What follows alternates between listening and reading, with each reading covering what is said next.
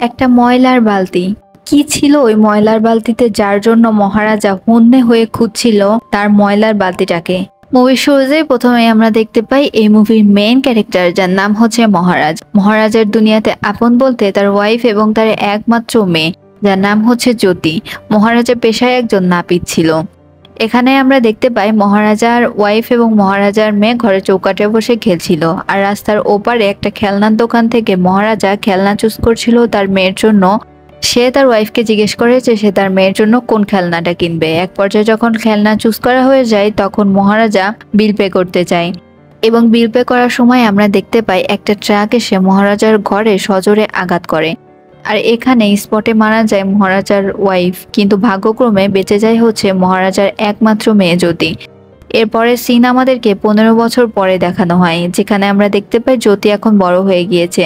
জ্যোতি খেলাধুলাতে অনেক ভালো, তেমনি জ্যোতি পড়ালেখাতে অনেক বেশি ডাল। স্কুলের বেশিরভাগ টিচারই জ্যোতিকে পছন্দ করতো না, যেহেতু সে পড়ালেখা একটু ডাল টাইপের ছিল। কিন্তু তার পিটি টিচার, যার নাম হচ্ছে হাফিজা, সে জ্যোতিকে অনেক বেশি পছন্দ করত। সে ইভেন পড়ালেখায়ও জ্যোতিকে নানাভাবে সাহায্য করত। এরপরে আমাদেরকে মহারাজার বাসার সিন দেখানো হয়, যেখানে আমরা দেখতে পাই মহারাজা তার মেয়ের জন্য রান্না করে, স্কুলে যাওয়ার জন্য তার কাপড় আয়রন করে দেয়। ঘর গৃহস্থ সকল কাজই মহারাজা নিজে হাতে করত, আর তার সকল কাজে তার মেয়ে তাকে কিছুটা সাহায্য করত। এরপরে আমাদেরকে একটা বাস্কেটকে দেখানো হয়, যেটা কিনা একটা ময়লার বাস্কেট ছিল, কিন্তু তারা এর নাম দিয়েছিল হচ্ছে লক্ষ্মী।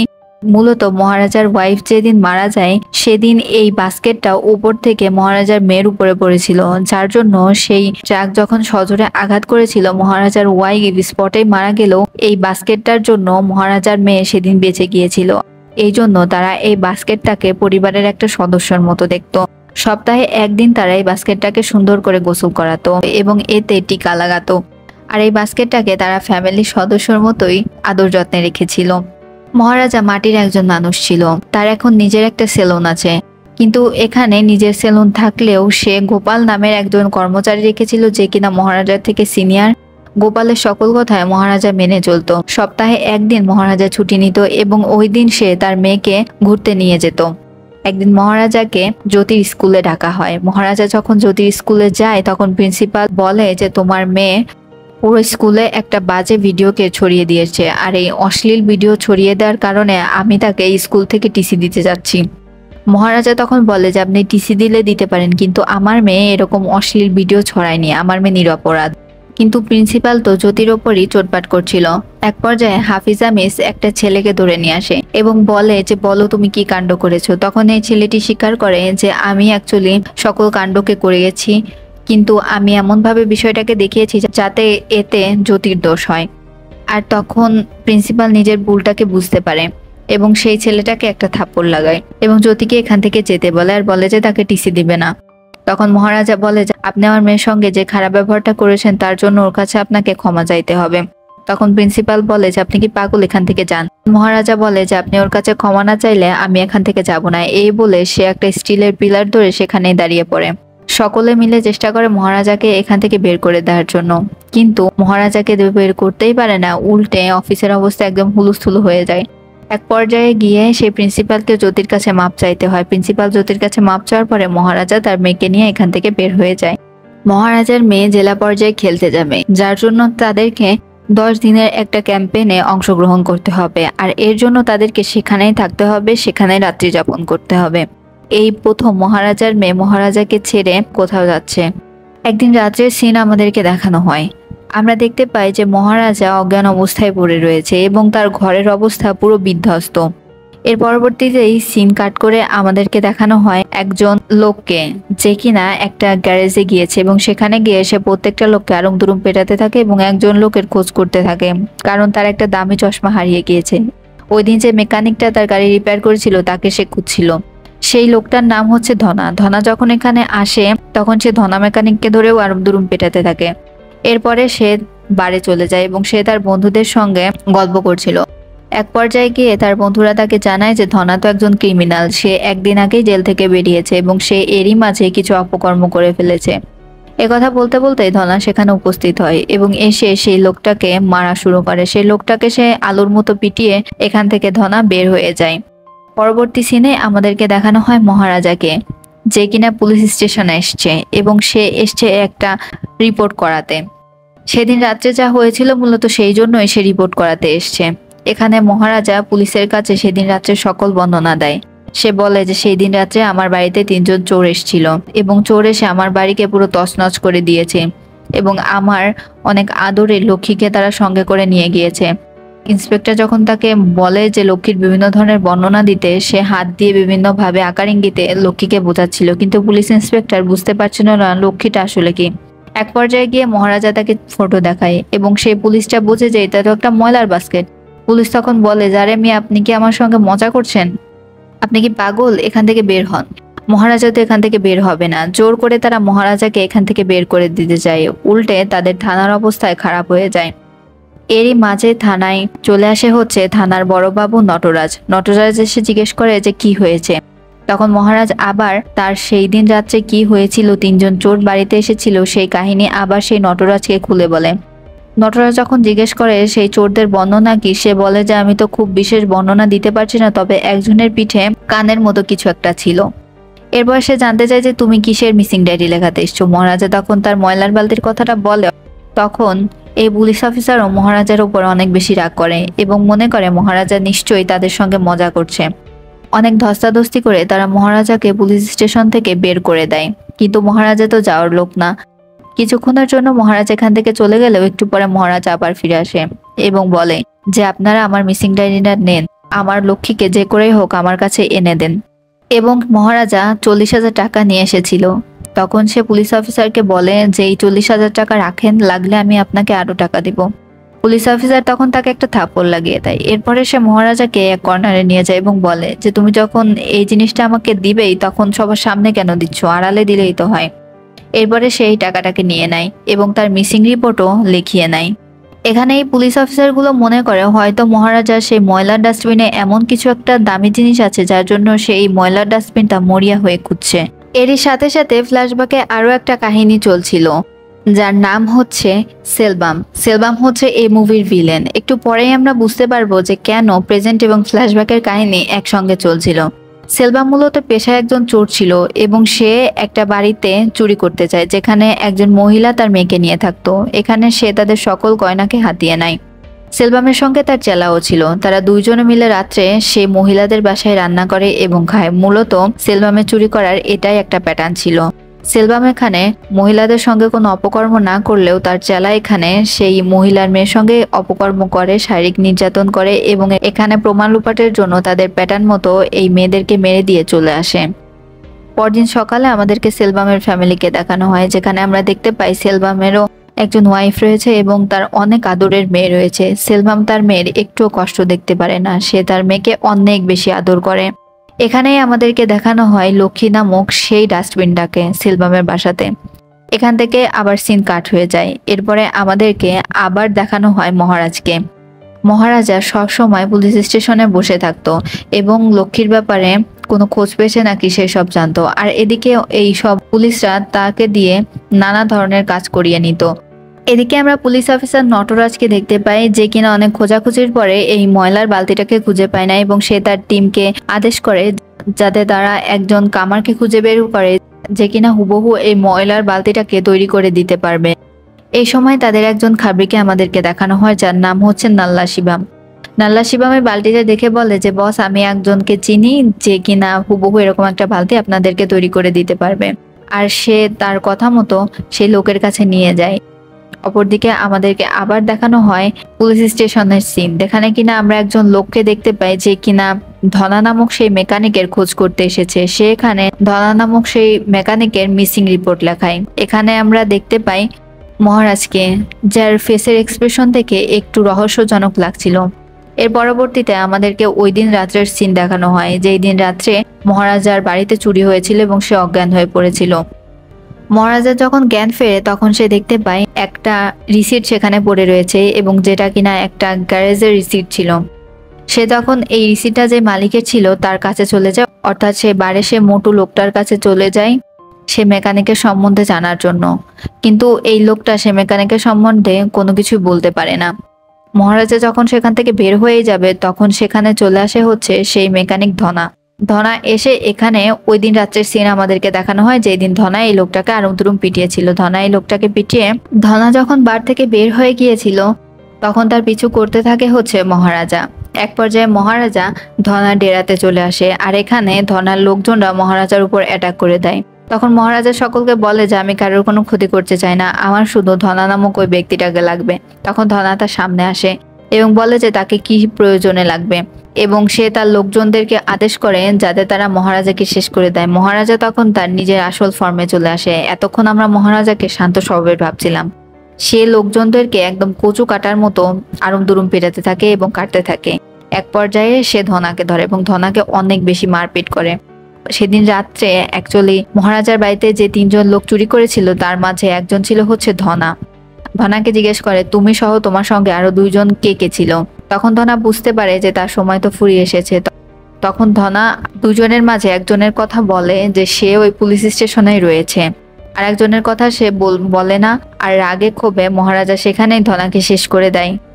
মহারাজা মূলত পুলিশ স্টেশনে পড়ে রয়েছে সেই 2 নাম্বার লোকটাকে খোঁজার জন্য। ধনা যেদিন রাত্রে মিসিং হয়েছিল সেই দিন রাত্রে সে যেই লোকটার সঙ্গে বিবাদে জড়িয়েছিল সেই লোকটাকে পুলিশ স্টেশনে ডাকা হয়। পুলিশ অফিসাররা ধনার ব্যাপারে জিজ্ঞেস করলে এই লোকটা বিশেষ কিছুই বলতে পারে না। সে শুধু বলে যে ধনা যখন আমার কাছে এসেছিল তার আগে ধনাকে খোঁজার জন্য অন্য একজন লোক আমার কাছে এসে জিজ্ঞেস করছিল তার ব্যাপারে। পুলিশ অফিসাররা যখন তাকে জিজ্ঞেস করে সেই ব্যক্তির নাম কি, সেই ব্যক্তির বর্ণনা কি, এই ব্যক্তি তো বলতেই পারে না, উল্টো আরো ভুলভাল বর্ণনা দেয়। এর পরবর্তী সিনেই আমরা দেখতে পাই একজন পুলিশ অফিসার সেই নাল্লা সিমামকে নিয়ে যায় হচ্ছে সেই কামারের কাছে, যার কাছে কিনা তারা বালতি তৈরি করতে দিয়েছিল, এবং তাদের বালতিটা তাদের বর্ণনা মতো একদম সেম লক্ষ্মীর মতো সেই কামার তৈরি করে দিয়েছে।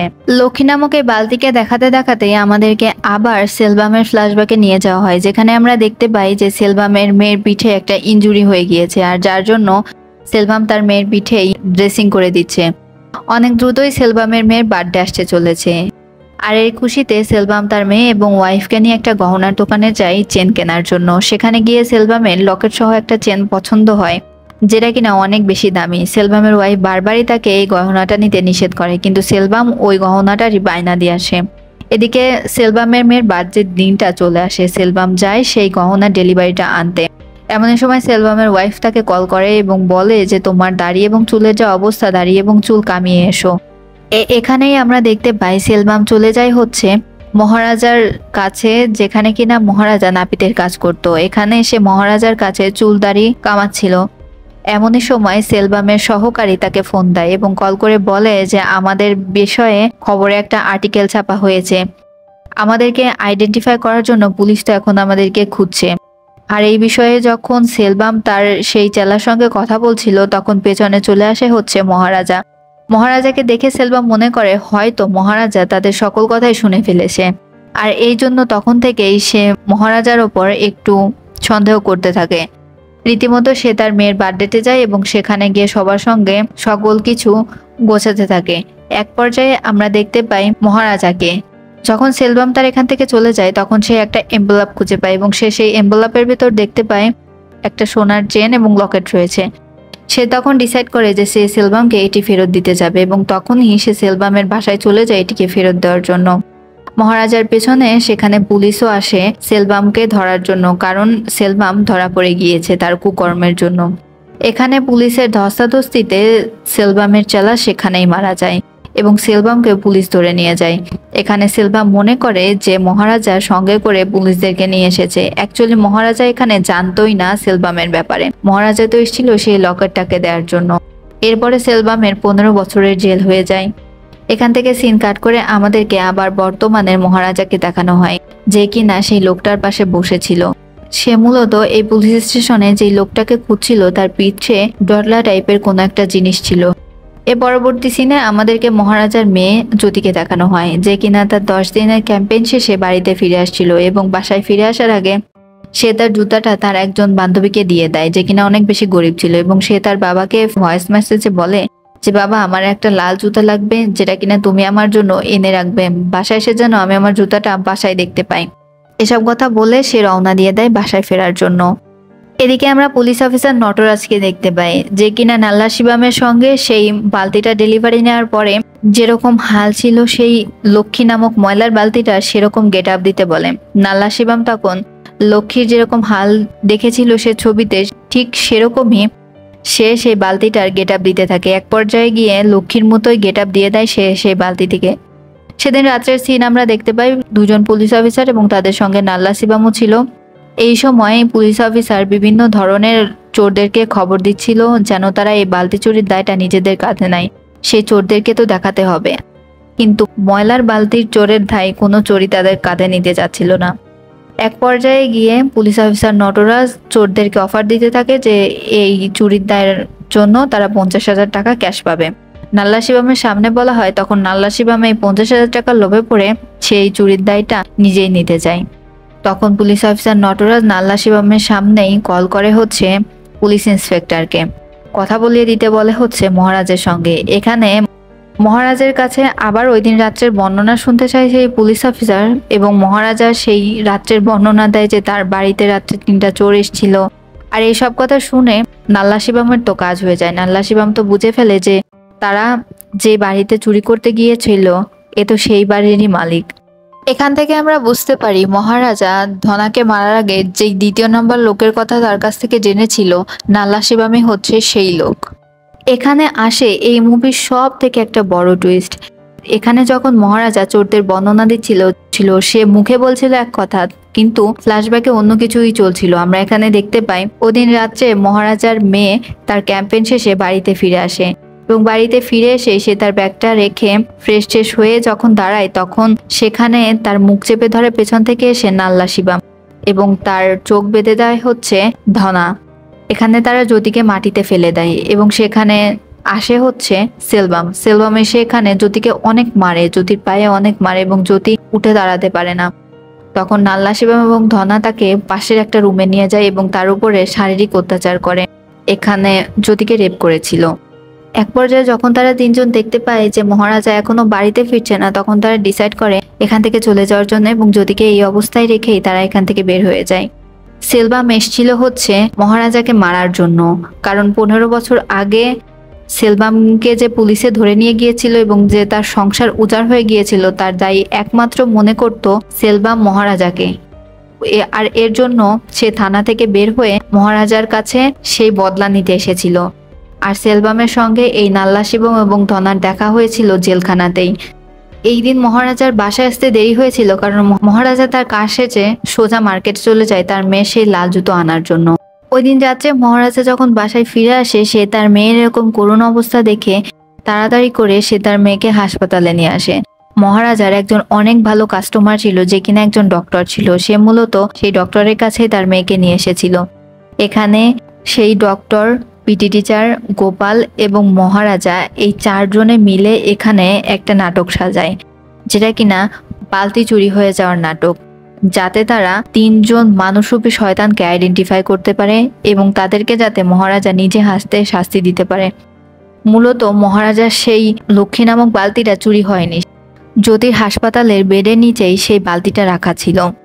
এখানে আমরা পরদিন সকালের সিন দেখতে পাই, যেখানে আমরা দেখতে পাই ইন্সপেক্টর নটরাজ, তার সঙ্গে আরো 2 জন ইন্সপেক্টর রয়েছে। তারা সেই বালতি চুরির দায় স্বীকার করার জন্য সেই চোরটাকে তাদের সঙ্গে নিয়ে এসছে। তারা এই চোরটাকে নিয়ে চলে যায় হচ্ছে মহারাজার বাড়িতে। তখন নটরাজ এই চোর নাল্লা শিবামকে জিজ্ঞেস করে, তুমি যে বালতিটা চুরি করেছিলে, কিভাবে বালতিটাকে চুরি করেছিলে? তখন এই নাল্লা শিবাম ঠিক যেভাবে জ্যোতিকে চেপে ধরেছিল, তাকে টেনে হিচড়ে বের করে নিয়ে গিয়েছিল সে সেই বর্ণনাটাই দিচ্ছিল, কিন্তু সে এখানে জ্যোতির জায়গায় সে বালতিটাকে ইমাজিন করছিল। এক পর্যায়ে গিয়ে নটরাজ মহারাজকে জিজ্ঞেস করে যে ও তোমার বালতিকে চুরি করেছিল, ওর সঙ্গে তুমি কি করতে চাও, ওকে কি শাস্তি দিতে চাও? তখন মহারাজ বলে যে স্যার কিছুই করতে চাই না, ওকে মাফ করে ছেড়ে দিন, ওর নামে আমি কোনো কেসও রাখতে চাই না। পর্যায়ে গিয়ে সেই নটরাজ বলে যে কি করে তুমি ওর শাস্তি চাও না, ও যদি তোমার মেয়েকে এখন রেপ করতো তাহলেও কি তুমি এই একই কথা বলতে? এখান থেকে আমাদেরকে ফ্ল্যাশব্যাকের আর একটা সিন দেখানো হয়, যেখানে আমরা জানতে পারি এই পুলিশ অফিসার যখন ইনভেস্টিগেশন করছিল তখন অ্যাকচুয়ালি সে সেই বালতির খোঁজ পেয়ে যায়, এবং সেই বালতির খোঁজ সে করতে করতে চলে যায় হচ্ছে জ্যোতির হসপিটালে, এবং সে জানতে পারে যে এই বালতিটা তো মূলত একটা বাহানা ছিল এই রিপোর্টটাকে সাজানোর জন্য। জ্যোতির সঙ্গে যে অন্যায় হয়েছিল সেই অন্যায়ের শাস্তি দেওয়ার জন্যই মহারাজা সেই 3জন চোরকে খুঁজে বেড়াচ্ছে হন্যে হয়ে। কিন্তু মহারাজার মেয়ের নাম যাতে এই কেসে কোনোভাবে না আসে এবং তাকে নিয়ে যাতে কাটাছেঁড়া না হয়, এই জন্যই সে তার মেয়ের রিপোর্ট থানাতে লেখায়নি। নাল্লা শিবামকে যে ইন্সপেক্টর নটরাজ চোর সাজিয়ে এনেছিল, এটা মূলত নটরাজ একটা জাল বিছিয়েছিল নাল্লা শিবামের জন্য, যাতে তারা খুব সহজে নাল্লা শিবামকে মহারাজের হাতে তুলে দিতে পারে। এখানে মহারাজের হাতে ইন্সপেক্টর নটরাজ একটা চাপাটি তুলে দেয় এবং বলে যে তুমি যা খুশি তাই এখন নাল্লা শিবামের সঙ্গে করতে পারো। এই বলে তারা 3জন পুলিশ অফিসার মহারাজের বাসা থেকে বের হয়ে যায় এবং দরজাতে খিল মেরে যায়। এখানে আমরা দেখতে পাই মহারাজা অনেক সুন্দর করে নাল্লা শিবামের ক্লাস নেয় এবং এখানেই নাল্লা শিবামকে শেষ করে দেয়। নাল্লা শিবামকে শেষ করে দেওয়ার আগে তৃতীয় ব্যক্তির খোঁজ নাল্লা শিবামের থেকে মহারাজা পেয়ে গিয়েছিল। তৃতীয় চোরকে খুঁজতে খুঁজতে মহারাজা একটা কনস্ট্রাকশন সাইডে চলে যায়, যেখানে কিনা সেই চোরটা কাজ করত। মহারাজা যখন সেই চোরটাকে খুঁজে পায় তখন তো মহারাজা একদম থ মেরে যায়। এটা তো সেই চোর যার লকেট ফেরাতে কিনা মহারাজা 15 বছর আগে তার বাসাতে গিয়েছিল। সেলবামি মহারাজার উপর হাবি হতে থাকে এবং মহারাজাকে মারতে থাকে। সে বলে যে আমি তোর মেয়ের সঙ্গে যে অকর্মটা করেছি সেটা তুই সারা জীবনেও ভুলতে পারবি না। ওর মুখের দিকে যতবার তুই তাকাবি ততবারই তোর রুহটা কেঁপে উঠবে। এক পর্যায়ে মহারাজা এখানে এসে সেলবামকে উঠে মারতে থাকে এবং এক পর্যায়ে সেলবামকে এসে বসিয়ে দেয়। সেলবামকে সে প্রাণে মারে না। তখন আমরা এখানে দেখতে পাই সেই হাসিফা এখানে আসে জ্যোতিকে নিয়ে। জ্যোতি মূলত তার সঙ্গে যারা অপকর্মগুলো করেছিল তাদের সঙ্গে একবার দেখা করতে চাচ্ছিল, আর এর জন্যই জ্যোতিকে এখানে আনা হয়েছে। জ্যোতি এখানে সেলবামের সামনে বসে এবং বসে বলে তুমি আমার সঙ্গে এসব করে কি পেলে? আমি কি তোমার কোনো ক্ষতি করেছিলাম? ক্ষতি করিনি। আর তুমি কি ভেবেছো যে এইসব করে তুমি আমাকে হারিয়ে দেবে? কখনোই না। তুমি আমার সঙ্গে যেটা করেছো সেটা তো আমি ওভারকাম করেই উঠবো এবং আমি আমার জীবনে হেরে যাব না। সব কথা বলে সে সেই সেলবামের সামনে একটা থলিকে ফেলে দেয়, যেটা একটা গয়নার থলি ছিল, এবং সে বলে যে তুমি এটার জন্য আমাদের বাড়িতে গিয়েছিলে। এই বলে জ্যোতি সেখান থেকে তার বাবা এবং তার পিটি টিচারের সঙ্গে সেখান থেকে চলে যায়। এক পর্যায়ে সেলবাম যখন সে গয়নার থলির দিকে তাকায় সে দেখতে পায় সেই হারটা, যেই হারটা কিনা সে তার মেয়ের প্রথম জন্মদিনে গিফট করবে বলে তৈরি করিয়েছিল। এখানে সেলবামের মনে খটকা হয় এবং সেলবামের মাথা তো এখানে ঘুরে যায়। এখানে আসে মুভির অন্যতম একটা বড় টুইস্ট। আর জ্যোতি যখন এখান থেকে চলে যাচ্ছিল তখন সেলবাম লক্ষ্য করে যে জ্যোতির পিঠে একটা ইনজুর রয়েছে, যেটা কিনা ছোটবেলায় সেলবামের মেয়ের পিঠে ইনজুর হয়েছিল।